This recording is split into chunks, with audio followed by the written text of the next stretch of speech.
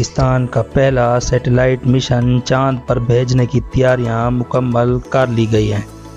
رکن core committee انسٹی ٹیوٹ آف اسپیس ٹیکنالوجی ڈاکٹر خرم رشید کے مطابق 3 مئی کو 12:50 پر پاکستان کا پہلا سیٹلائٹ مشن چاند پر بھیجا جائے گا۔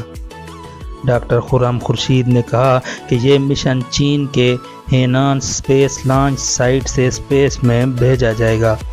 انہوں نے بتایا کہ سیٹلائٹ آئی کیوب قمر کی لانچ کو ویب سائٹ سے لائیو ٹیلی کاسٹ کیا جائے گا۔ ڈاکٹر خرم خورشید کا کہنا تھا کہ آئی کیوب قمر کا ڈیزائن اور ڈیولپمنٹ چین اور اسپارکو کے اشتراک سے تیار کیا گیا ہے۔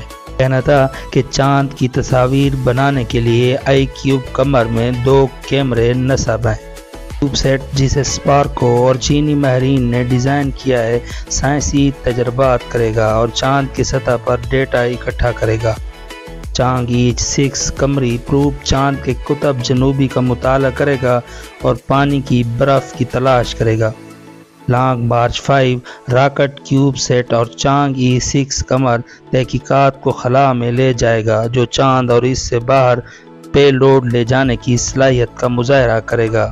یہ مشترکہ مشن اسپارکو کے لیے ایک قابل ذکر کامیابی کی علامت ہے کیونکہ یہ چاند کے مدار میں جانے والا پہلا پاکستانی سیٹلائٹ بن جائے گا۔